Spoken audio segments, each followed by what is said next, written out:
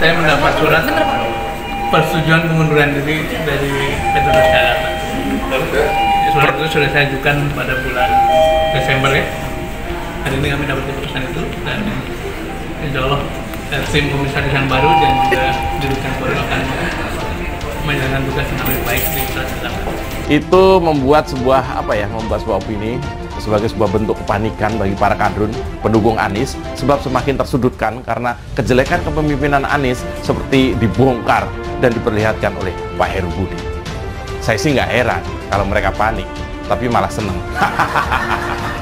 Ya, mereka memang terlalu bebal untuk berhenti menyebarkan berita bohong dan selalu menyanjung si Anies.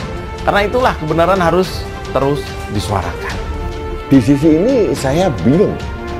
Apa jadinya kalau Indonesia dipimpin oleh seorang Anies Baswedan, di mana pendukungnya mempunyai kekejaman-kekejaman sosial seperti yang dilakukan kepada Andi Armando, seperti yang dilakukan oleh Titik dan Nana Wijaya. Ini satu kelompok mereka ini. Saya heran saya. Orang yang mempunyai jiwa asosial, tidak mempunyai sosial. Tidak ada rasa kebanggaan, empati, simpati, nggak ada. Ya sudahlah, tidak memanfaatkan waktu yang panjang itu dengan sebaik-baiknya sudah jadi pilihan Anies. Konsekuensinya adalah ketika waktu sudah mepet, sudah mendekati berakhirnya masa jabatan, Anies dan para pendukungnya makin riuh dan nampak panik. Mereka nampak kebingungan mencari prestasi Anies agar bisa dipuja-puja jadi capres terbaik buat 2024. Barisan pendukung Anies Baswedan yang hengkang dari Pemprov DKI. Mereka agak kemeriang, ketakutan. Karena apa? Tahu persis bagaimana seorang sosok Heru Budi. PKS mengatakan harusnya dipilih orang netral. Orang netral. Pemilihan pejabat gubernur itu adalah hak prerogatif presiden.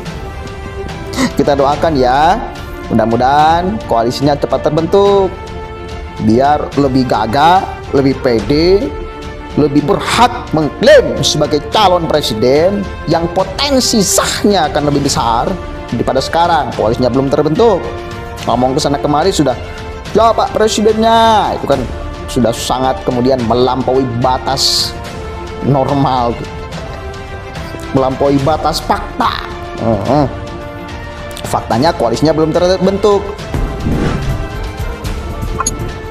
Sejumlah loyalis atau pendukung Anies Baswedan satu persatu hengkang dari lingkungan Pemprov DKI. Teranyar relawan Anies yang mundur dari Pemprov DKI di bawah BUMD DKI adalah Ges Khalifah. Sebelumnya ada juga pendukung Anies yang lebih dulu hengkang dari lingkungan Pemprov DKI. Berikut rangkumannya. Sudirman Said mundur dari Komuter Transjakarta. Sudirman Said resmi mundur dari Komisaris Utama atau Komuter Transjakarta. Dia mengatakan surat pengunduran diri itu sudah diajukan pada akhir 2022. Alhamdulillah hari ini saya mendapat surat persetujuan pengunduran diri dari PT Transjakarta. Surat itu sudah saya ajukan pada bulan Desember 2022, kata Sudirman, usai pertemuan di kantor Badan Pembinaan atau BP BUMD DKI Jakarta di Balai Kota Jakarta Pusat pada hari Rabu. Sudirman Said juga mengajukan permohonan nonaktif dari jabatan Sekretaris Jenderal Palang Merah Indonesia atau PMI. Permohonan nonaktif ini disampaikan melalui rapat pleno pengurus PMI. Saat itu, Sudirman Said mengaku pengunduran diri ini dilakukan lantaran akan membantu Anies Baswedan dalam pemilu 2024. Jadi dia akan lebih fokus dan leluasa dalam menjalankan proses politik. Dalam waktu-waktu mendatang, kemungkinan saya akan lebih banyak membantu Pak Anies Baswedan dalam persiapan pemilu 2024, kata Sudirman Said pada hari Jumat. Ges Khalifah mundur dari Komisaris Ancol. Relawan Anies Baswedan, Ges Khalifah mundur dari Komisaris Ancol. Dia mengatakan dengan pengunduran dirinya bisa meringankan PJ Gubernur DKI Heru Budi Hartono. Situasi sangat baik, komunikasi antar direksi maupun dengan komisaris juga sangat kondusif. Akan lebih ringan bagi Pak Heru sebagai PJ Gubernur dengan saya mundur lebih dahulu, ujarnya kepada wartawan pada hari Rabu. Ges mengatakan saat ini belum ada pergantian di jajaran direksi maupun komisaris Ancol. Hal itu lantaran Ges mengajukan surat pengunduran diri lebih dulu. Dia menuturkan surat pengunduran diri sudah diajukan pada 2 Januari 2023. Ges mengatakan akan fokus membantu Anies Baswedan. Bantu-bantu Anies insya Allah memenangkan Pak Anies, ucapnya. Tata Kuciati diganti dengan Komisaris LRT Jakarta. Tata Kuciati keluar di penghujung 2022, Tatak tak lagi jadi pembantu Anies bertepatan dengan berakhirnya jabatan ex-Mendikbud itu pada 16 Oktober 2022. Tatak saat masih di lingkungan Balai Kota DKI menjadi salah satu anggota TGUPP Anies. Selain itu, Tatak dicopot dari Komisaris LRT Jakarta. Tatak menjabat Komisaris LRTJ per Desember 2021 dan diganti pada 14 November 2022.